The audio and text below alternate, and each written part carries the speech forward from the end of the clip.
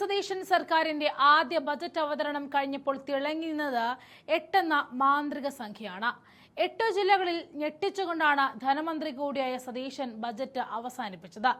തിരുവനന്തപുരം, കൊല്ലം, ആലപ്പുഴ, എറണാകുളം, തൃശൂർ, കോഴിക്കോട്, മലപ്പുറം, വയനാട് എന്നിവയാണ് ആ തിളങ്ങിയ 8 ജില്ലകൾ.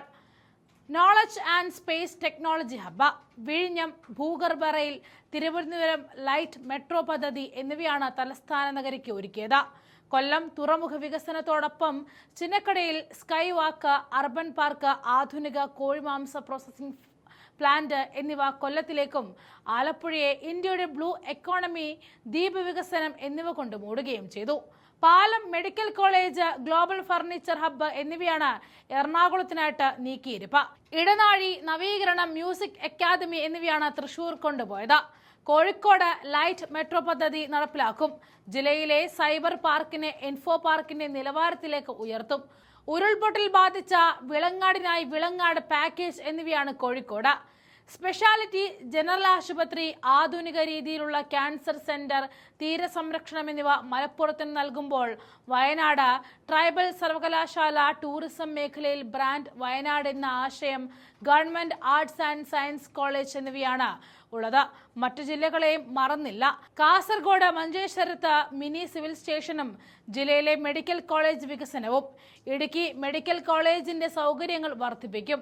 മൂന്നാറിൽ ഗ്രീൻ മാർഷൽ പദ്ധതി, പാലക്കാട് ഒറ്റപ്പാലത്ത് കോടതി സമുച്ചയം, തൃത്താലയിൽ KR Narayanan civil service academy, Pathanamthitta പുതിയ ജയിൽ നിർമ്മാണവും പത്തനംതിട്ട ടൗൺ റിംഗ് റോഡും, കോട്ടയം സ്കൈ വാക്ക് പ്രവർത്തികൾ പുനരാരംഭിക്കും.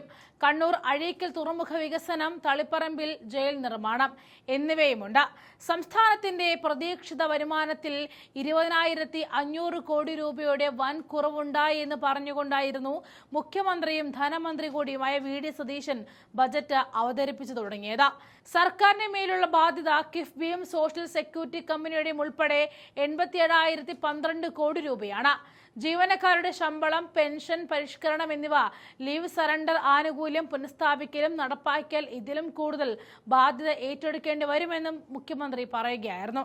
കേരളം കടുത്ത സാമ്പത്തിക പ്രതിസന്ധിയിലാണ് എന്ന ധവളപത്രത്തിലെ കണ്ടെത്തലുകളുടെയും പശ്ചിമേഷ്യൻ സംഘർഷമുണ്ടാക്കിയ സാമ്പത്തിക ആഘാതത്തിന്റെയും പശ്ചാത്തലത്തിലായിരുന്നു ബജറ്റ് അവതരിപ്പിക്കുന്നതെന്ന് വ്യക്തമാക്കിയാണ് VD സതീശൻ ബജറ്റ് പ്രഖ്യാപനം തുടങ്ങിയത്. ഇന്ദിരാ ഗ്യാരണ്ടിയിലെ ഉമ്മൻചാണ്ടി ആരോഗ്യ ഇൻഷുറൻസ് പദ്ധതി പ്രഖ്യാപിച്ചു.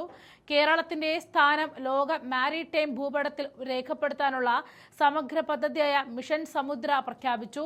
4 അന്താരാഷ്ട്ര വിമാനത്താവളങ്ങളെ കേന്ദ്രീകരിച്ച കേരളത്തെ ദക്ഷിണേന്ത്യയിലെ പ്രധാന ഏവിയേഷൻ ലോജിസ്റ്റിക് ഹബ്ബായിട്ട് വികസിപ്പിക്കുന്നതിനുള്ള വിവിധ പദ്ധതികളും കൊണ്ടുവരുമെന്നും MSME സംരംഭങ്ങൾ സംസ്ഥാനമൊട്ടാകെ ആരംഭിക്കുന്നതിന് ആവശ്യമായ സഹായം നൽകുമെന്ന Kerala MSME growth scheme, one Kerala കരുതൽ mission, global job watch tower, Kerala knowledge Valley, Wayanad tribal സർവകലാശാല തുടങ്ങിയവയാണ് മറ്റ് പ്രധാന പ്രഖ്യാപനങ്ങൾ. ഉമ്മൻചാണ്ടി ഇൻഷുറൻസ്, മിഷൻ സമുദ്ര, film city, Kerala health and life science city, വയോജനങ്ങൾക്ക് ആവശ്യമായ സ്ഥാപനങ്ങൾ, സംരംഭകത്വം, വൈദഗ്ധ്യം എന്നിവ ഉൾപ്പെടുന്ന സിൽവർ എക്കോണമി, അന്താരാഷ്ട്ര മാതൃകയിൽ കെയർ ഗിവർ സർട്ടിഫിക്കറ്റ് കോഴ്സുകൾ എന്നിവയും പ്രഖ്യാപിച്ചു. മലബാറിൽ ലോക നിലവാരത്തിലുള്ള ഫുട്ബോൾ സ്റ്റേഡിയം നിർമ്മിക്കുമെന്നും ബജറ്റിൽ പ്രഖ്യാപനമുണ്ട്.